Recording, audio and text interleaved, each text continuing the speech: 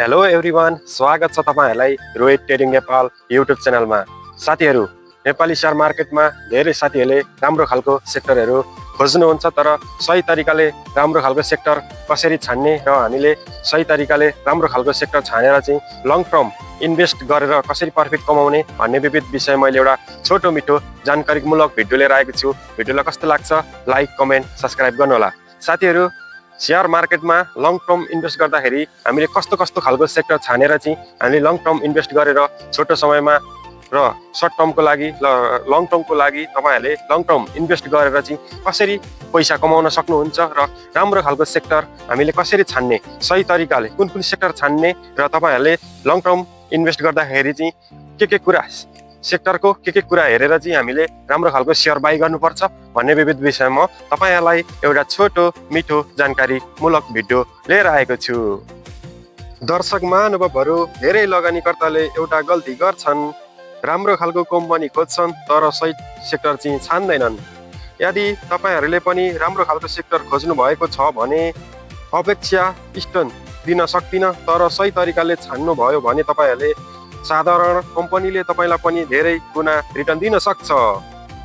दर्शक महानुभावहरु, आजको भिडियोमा हामी नेपालमा लङ टर्मका लागि बेस्ट सेक्टर कसरी छान्ने भन्ने विविध विषयमा तपाईहरुलाई टप 10 इन्भेस्ट फ्याक्टरहरु सिकाउने छु। सर्वप्रथम हामीले चाहिँ सबैभन्दा पहिले सेक्टरको भविष्य कति बढ्न सक्छ भन्ने हेर्नुपर्ने हुन्छ। उदाहरणको लागि hydro power, banking, insurance, hotel tourism र माइक्रो फाइनान्स। दर्शक महानुभावहरु, नेपालमा विद्युत उत्पादन र निर्यात बढ्दै गएको कारणले हाइड्रो पावर सेक्टर धेरै गोरो रिटर्न दिन सक्ने पनि रहेको छ। दर्शक महानुभावहरु, गभर्नमेन्ट पोलिसीका कारणले सरकारको नीतिका सेक्टर र अपेक्षा छ कि सरकारले प्रोत्साहन दिएमा सेक्टरले लामो समयमा राम्रो प्रदर्शन गर्न सकिन्छ। जस्तै हाइड्रो पावर, टुरिज्म र आइटी सेक्टर जस्ता चाहिँ नेपाल सरकारले चाहिँ यी विषयवस्तुलाई चाहिँ राम्रो खालको प्रोत्साहन दियो भने गभर्नमेन्ट पोलिसीबाट चाहिँ राम्रो अपेक्षा आउन सक्छ। अब भविष्यको डिमान्ड बढ्दै गयो भने सेक्टर खोज्नुहोस् र तपाईहरुलाई म प्रश्न सोध्ने छु कि 1 देखि 10 वर्षसम्म यी सेक्टरहरुको आवश्यक बढ्दै जानेछ। साथीहरु, डिमान्ड बढ्ने सेक्टरहरुमा लगानी गर्दा रिस्क कम पनि हुन सक्छ। अब हामीले कस्तो खालको सेक्टर छानेर चाहिँ लङ टर्म इन्भेस्ट गर्न सकिन्छ भन्ने विविध विषयमा दर्शक महानुभावहरुलाई म छोटो मिठो जानकारी गराउने छु। अब हामीले सेक्टरको वास्तविकता प्रफिट कमाएको सेक्टरलाई चाहिँ हामीले छान्नु पर्ने छ सर्वप्रथम, र केही सेक्टरको चाहिँ रेभिन्यू बढे पनि प्रफिट कम हुन सक्छ। जस्तै नेट प्रफिट भएको र तपाईहरुले कुनै पनि सेक्टर बाइ गर्दाखेरि घाटामा गएको कम्पनीलाई किन्नु भन्दा फाइदामा भएको कम्पनी तपाईहरुले नेट प्रफिट भएको सेक्टरलाई तपाईहरुले बाइ गर्नुभयो भने छोटो समयमा हामीले यस्तो सेक्टरबाट चाहिँ प्रफिट लिन सकिन्छ। अर्को भनेको इपिएस पनि राम्रो भएको सेक्टरमा हामीले लङ टर्म इन्भेस्ट गरियो भने हामीले यसबाट पनि रिटर्न लिन सकिन्छ। अनि अर्को भनेको आरओई, कुनै चाहिँ यस कम्पनीमा चाहिँ तपाईहरुले लङ टर्म कम्पनी सेक्टरलाई चाहिँ तपाईहरुले बाइ गर्दै हुनुहुन्छ अनि पहिलो नम्बरमा हेर्नुपर्ने हुन्छ तपाईले नेट प्रफिट, इपिएस र राम्रो इपिएस भएको र आरओई पनि राम्रो भएको सेक्टरलाई तपाईहरुले बाइ गर्नु पर्ने छ। जस्ता सूचक हेर्नुहोस् र तपाईहरुले लङ टर्मको लागि इन्भेस्ट गर्न सक्नुहुन्छ। दर्शक महानुभावहरु, अब सेक्टर विभिन्न कुन कम्पनीको लिडर हो त, लिडर कस्तो खालको कम्पनीको हुन सक्छ त भन्ने विविध विषयमा तपाईहरुलाई एउटा चासो रहेको छ। राम्रो खालको म्यानेजमेन्ट भएको बलियो चाहिँ अब त्यो कम्पनीको चाहिँ अलिक राम्रो खालको न्युज आएको कम्पनी किन्नु पर्यो र ठुलो मार्केटमा चाहिँ शेयर भएको कम्पनीहरुको चाहिँ हामीले लङ टर्म इन्भेस्ट गरेर चाहिँ पैसा कमाउन सकिन्छ। जस्तै अर्को 6 नम्बरमा रहेको छ, हामीले लङ टर्म इन्भेस्ट गर्दा चाहिँ डेबिट लेभल चाहिँ राम्रो भएको र धेरै ऋण भएको सेक्टरमा हामीले जोखिमपूर्ण हुन सक्छ। विशेष गरी फाइनान्स, डेभलपिङ ब्याङ्क र केही हाइड्रो पावरहरुमा डेबिट हेरेर मात्र हामीले लगानी गर्नुपर्ने हुन्छ।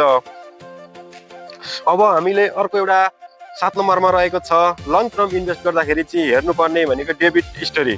अब तपाईहरुले लङ टर्म इन्भेस्ट गर्दाखेरि चाहिँ लङ टर्म इन्भेस्टरका लागि चाहिँ डेबिट महत्त्वपूर्ण हुन सक्छ। डिभिडेन्ड, अब तपाईहरुले नियमित डिभिडेन्ड दिने कम्पनीलाई चाहिँ लङ टर्मको लागि तपाईहरुले बाइ गर्नुहोस् र फ्यासिलिटी, स्टल हुनसक्छ। तपाईँहरूले अब सेयर होल्डरको यो चाहिँ तपाईँहरूले सबै कुराहरूको चाहिँ बुझेर राम्रो खालको सेक्टरलाई तपाईँहरूले बाई गर्नुपर्ने हुन्छ।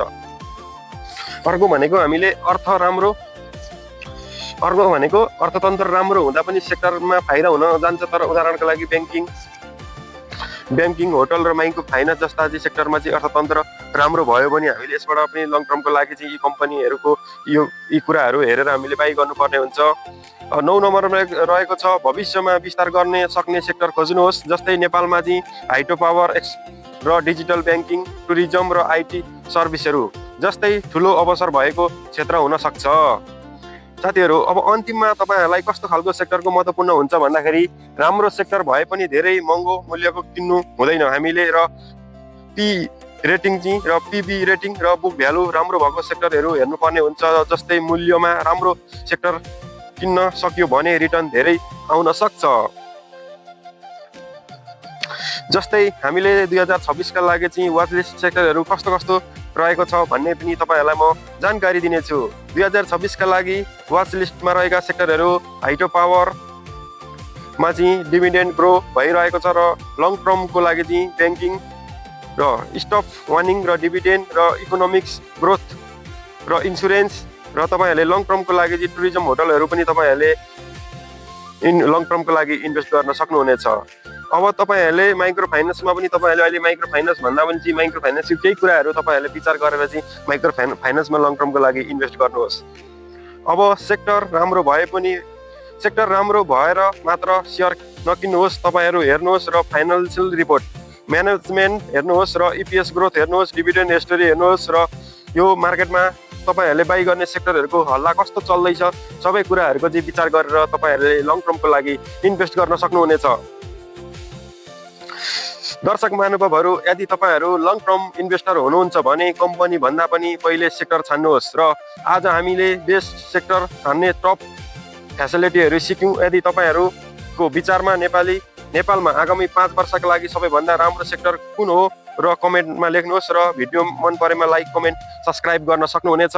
म हुँ रोहित, फेरि भेटौँला सेयर बजार सम्बन्धी भिडियोको लागि। आज यति नै। Thank you so much.